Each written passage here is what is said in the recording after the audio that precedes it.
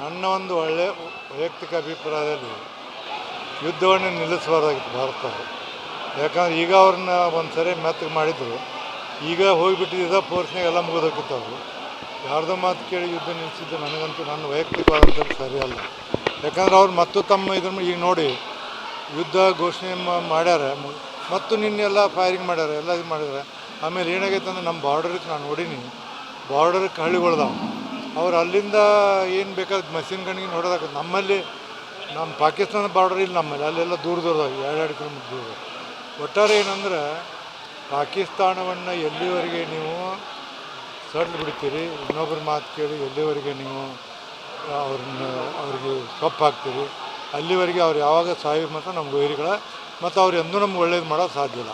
Donald Trump ಅವರ ಮಧ್ಯಸ್ಥಿಕೆಯಿಂದ ಯುದ್ಧ ವಿರಾಮ ಮಾಡಿ ಡೊನಾಲ್ಡ್ ಟ್ರಂಪ್ ಅವರ ಅವಶ್ಯಕತೆ ಇತ್ತ ಅನ್ನೋ ಪ್ರಶ್ನೆಗಳು ಎದಕ್ಕೆ ಬೇಕಾಗಿತ್ತು? ಏನು ನಮ್ಮ ದೇಶಕ್ಕೆ ಅವ್ರ್ಯಾರು ಹೇಳಾರ್ರಿ? ಅವ್ರ ಅವಶ್ಯಕತೆ ನಮಗಿಲ್ಲ. ಈಗ ನಾವು ಅಮೇರಿಕಾದಾಗ ಏನೇನು ಕೇಳ್ತಾನೆ ಟ್ರಂಪ್, ಇದು ಯಾಕೋ ಮೋದಿಯವರು ಎಲ್ಲದರಲ್ಲಿ ಅತ್ಯಂತ ಕಟುವಾದ ನಿರ್ಣಯವನ್ನು ತೊಗೊಂಡಿದ್ರು, ಗಟ್ಟಿಯಾದ ನಿರ್ಣಯ ತಗೊಂಡು ದೇಶಕ್ಕೊಂದು ಮಾದರಿಯಾದಂಥ ಕೆಲಸ ಮಾಡಿದ್ರು.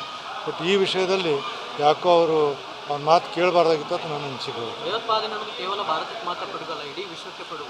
ಇಂಥ ಒಂದು ಒಳ್ಳೆಯ ಸಂದರ್ಭ ಸಿಕ್ಕಿತ್ತು ಈಗ ನಾನು ಹೇಳ್ತೀನಿ ನಿಮಗೆ, ಇಂಥ ಸಂದರ್ಭ ಎಲ್ಲ ದೇಶಗಳು, ರಷ್ಯಾ ಇರ್ಬೋದು, ಅಮೇರಿಕ ಇರ್ಬೋದು, ಜಪಾನ್ ಇರ್ಬೋದು, ಎಲ್ಲ ದೇಶಗಳೊಂದು ಶೃಂಗ ಸಭೆ ಮಾಡಿ ಎಲ್ಲೆಲ್ಲಿ ಅವ್ರನ್ನೆಲ್ಲ ಭಯೋತ್ಪಾದನೆ ಸ್ವಚ್ಛಂಗೆ ಒಂದು ನಾಶ ಮಾಡುವಂಥ ಕೆಲಸ ಮಾಡಿದ್ರೆ ದೇಶಕ್ಕೆ ಒಳ್ಳೆಯದು.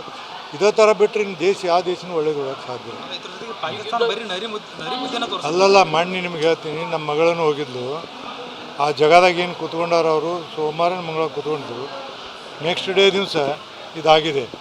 ಅದು ಅಲ್ಲಿ ಹೇಳಿದಕ್ಕೆ ವಾತಾವರಣ ನಮ್ಮ ಮಗಳು ಹೇಳಿದ್ಲು, ಒಂದು ಟಿ ವಿ ಒಳಗೆ ಅವನ್ನ ಹೋದಾಗ ಅವ್ನು ನೋಡಿದ್ಲಂತ, ಕುದುರೆ ಮೇಲೆ ಹತ್ಕೊಂಡು ಹೋಗುವಾಗ ಅವ್ನು ಬರ್ತಿದ್ದಂತ ಹಾಕ್ಕೊಂಡು. ಹಿಂಗದು ಅವ್ರು ಯಾವಾಗಾದರೂ, ಮತ್ತು ಅದಕ್ಕೆ ಕೇವಲ ಇವರು ಉಗ್ರದಷ್ಟಲ್ಲ, ಅಲ್ಲಿ ಪಾಕಿಸ್ತಾನ ಸರ್ಕಾರ ಸಂಪೂರ್ಣ ಬೆಂಬಲ ಇದೆ. ಅವರೆಲ್ಲ ಪ್ಲ್ಯಾನ್ ಮಾಡೋದ್ರಿಂದ ಅದಕ್ಕೆ ನಮ್ಮ ಸರ್ಕಾರ ಒಳ್ಳೆಯ ಕೆಲಸ ಮಾಡಿತ್ತು. ಇದನ್ನು ಈಗ ಇನ್ನಷ್ಟು ಮುಂದುವರಿಸ್ಬೇಕು ಮತ್ತು ಯಾವುದೇ ರೀತಿಯಿಂದ ಅವ್ರು ಕೂಡ ವ್ಯವಹಾರಗಳನ್ನ ಇಟ್ಕೋಬಾರ್ದು. ಸರ್, ಟರ್ಕಿ ದೇಶಕ್ಕೆ ನಾವು ಎಲ್ಲ ಕೂಡ ಬೆಂಬಲ ಮಾಡಿದ್ದೀವಿ ಅಲ್ಲಿ ಇದನ್ನಾದಾಗ, ಈಗ ಟರ್ಕಿ ಕೂಡ ಅವರಿಗೆ ಬೆಂಬಲ ಕೊಡ್ತಾರೆ. ಅವರು ಪ್ರಚೋದನೆ ಮಾಡ್ತಾರೆ, ಮುಸಲ್ಮಾನರೆಲ್ಲ ನಾವು ಒಂದಾಗಬೇಕು, ನಾನು ಈಗ 23ನೇ ತಾರೀಕು ಹೋದ ತಿಂಗಳು ಅಜರ್ಬೈಜಾನ್ಗೆ ಹೋಗಿದ್ದೆ. 10 ಕೋಟಿ ಜನಸಂಖ್ಯೆ ಮುಸ್ಲಿಮರು, ಒಬ್ಬರು ಬುರ್ಕ ಹಾಕಿಲ್ಲ, ಒಬ್ಬರು ದೇಶದ ಬಗ್ಗೆ ಇನ್ನೊಂದು ದೇಶದ ಬಗ್ಗೆ ಚರ್ಚೆ ಮಾಡೋಂಗಿಲ್ಲ. ರೀತಿ ನೀತಿಗಳು, ಅವರ ನಡವಳಿಕೆಗಳು, ಇಡೀ ನೀವು ಜಗತ್ತಿನಲ್ಲಿ ಆ ದೇಶದಲ್ಲಿ ಹೋಗಿ ಬರಬೇಕು. ಅವರು ಒಬ್ಬರು ಮಾದರಿಯಾದಂಥ ದೇಶ ಅಂತ ಅನಿಸ್ತೀನಿ.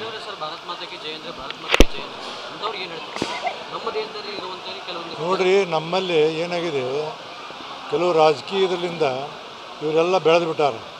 ಈಗ ಉಂಡಮಣಿ ಗಳ ಎಣಿಸ್ತಂತಲ್ಲ, ಹಂಗಾಗಿದೆ. ಅದಕ್ಕೆ ಇದು ಎಲ್ಲಿವರೆಗೆ ನಮ್ಮ ಸರ್ಕಾರಗಳು ಈ ಹೋಟಿನ ಇದನ್ನು ಬಿಡೋದಿಲ್ಲ, ದೇಶ ನಮ್ಮದು ಪ್ರಮುಖ ಅನ್ನೋದು ಎಲ್ಲ ರಾಜಕೀಯ ಮಾಡೋದಿಲ್ಲ, ಅಲ್ಲಿವರೆಗೆ ನಮ್ಮ ದೇಶ ಉದ್ಧಾರ ಆಗೋಕ್ಕೆ ಸಾಧ್ಯ ಇಲ್ಲ. ಗ್ಯಾರಂಟಿ ನ್ಯೂಸ್, ಸುದ್ದಿ ಖಚಿತ, ನ್ಯಾಯ ನಿಶ್ಚಿತ.